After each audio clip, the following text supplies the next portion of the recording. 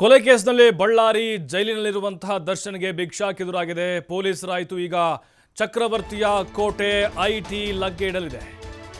ನೋಡಿ, ಬಳ್ಳಾರಿ ಜೈಲಲ್ಲಿರುವಂತಹ ದರ್ಶನ್ಗೆ ಈಗ ಮತ್ತೊಂದು ಬಿಗ್ ಶಾಕ್. ಇದು ಕಾನೂನಾತ್ಮಕವಾಗಿ ಯಾಕಂತ ಹೇಳಿದ್ರೆ ಪರಪ್ಪನ ಅಗ್ರಹಾರದಿಂದ ಅಲ್ಲಿ ಶಿಫ್ಟ್ ಆದರೂ ಅಲ್ಲೂ ಕೂಡ ದಿನ ಎಣಿಸ್ತಾ ಇದ್ದಾರೆ. ಈಗ ಪೊಲೀಸರ ತನಿಖೆ ಆಯಿತು.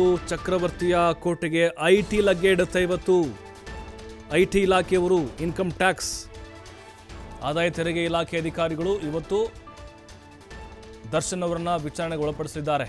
ಜಾಮೀನು ನಿರೀಕ್ಷೆಯಲ್ಲಿದ್ದಂತಹ ಕಾಟೇರನಿಗೆ ಈಗ ಐಟಿ ಟೆನ್ಷನ್ ಶುರುವಾಗ್ಬಿಟ್ಟಿದೆ. ಹಾಗಾದ್ರೆ ಏನಾಗ್ಬೋದು? ಇವತ್ತು ಮತ್ತು ನಾಳೆ ಐಟಿ ಅಧಿಕಾರಿಗಳಿಂದ ದರ್ಶನ್ ವಿಚಾರಣೆ ನಡೆಯುತ್ತೆ. ರೇಣುಕಾಸ್ವಾಮಿ ಕೊಲೆ ಮುಚ್ಚಿ ಹಾಕೋಕೆ ಹಣದ ಬಳಕೆ ಹಿನ್ನೆಲೆಯಲ್ಲಿ, ಅಂದರೆ ಅಲ್ಲಿ ಪ್ರದೋಷ್ಗೆ 35 ಲಕ್ಷ ಕೊಟ್ಟಿದ್ದು, ಆಮೇಲೆ ಒಂದು 50 ಲಕ್ಷ ಅಲ್ಲಿ ಮಾಜಿ ಕಾರ್ಪೊರೇಟರ್ ಮನೆಯಲ್ಲಿ ಅಂದರೆ ಅವ್ರ ಕಡೆಯಿಂದ ಇಸ್ಕೊಂಡಿದ್ದು, ಟೋಟಲ್ 85 ಲಕ್ಷ ಇಲ್ಲಿ ಹಣದ ಹರಿವಾಗಿದೆ. ಹಾಗಾಗಿ ಎದುರು ಲೆಕ್ಕ ಕೊಡಬೇಕೀಗ ದರ್ಶನ್. ಎಲ್ಲಿಂದ ಬಂತು, ಯಾರು ಕೊಟ್ಟರು, ಆದಾಯದ ಮೂಲ ಏನು, ವಹಿವಾಟು, ಇದರ ಬಗ್ಗೆ ಐಟಿ ಇಲಾಖೆಗೆ ಮಾಹಿತಿನ ಕೊಡಬೇಕಾಗುತ್ತೆ ದರ್ಶನ್. ಬಳ್ಳಾರಿ ಜೈಲಿನಲ್ಲೇ ದರ್ಶನ್ ವಿಚಾರಣೆಯನ್ನು ಐಟಿ ಅಧಿಕಾರಿಗಳು ನಡೆಸಲಿದ್ದಾರೆ. ಬಳ್ಳಾರಿ ಜೈಲು ಅಧೀಕ್ಷಕಿ ಆರ್ ಲತಾರಿಂದ ಅನುಮತಿ ಪಡೆದುಕೊಂಡಿದ್ದಾರೆ ಐಟಿ ಅಧಿಕಾರಿಗಳು. ಕೋರ್ಟ್ ಆದೇಶದ ಪ್ರಕಾರ ಆದಾಯ ತೆರಿಗೆ ಇಲಾಖೆ ಅಧಿಕಾರಿಗಳು ವಿಚಾರಣೆಯನ್ನು ನಡೆಸ್ತಾರೆ. ವಿಚಾರಣೆ ಮಾತ್ರವಲ್ಲದೆ ದರ್ಶನ್ ನಿವಾಸದ ಮೇಲೂ ಕೂಡ ದಾಳಿಯಾಗುವಂತಹ ಸಾಧ್ಯತೆಗಳಿದ್ದಾವೆ.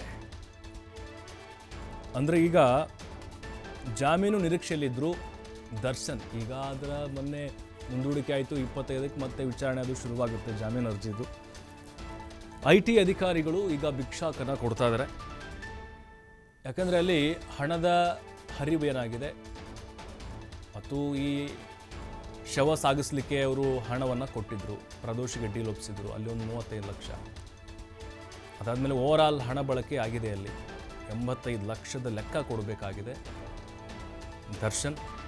ನಿನ್ನೆ ಅವರ ವಕೀಲರು ಕೂಡ ಬಂದಿದ್ದರು, ಅಲ್ಲಿ ಹೇಗೆಲ್ಲ ಉತ್ತರ ಕೊಡಬೇಕು, ಐಟಿ ಅವ್ರ ಮುಂದೆ ಏನೆಲ್ಲ ಹೇಳಬೇಕು, ಇದೆಲ್ಲ ಸಲಹೆಗಳನ್ನು ಕೊಟ್ಟಿದ್ದಾರೆ.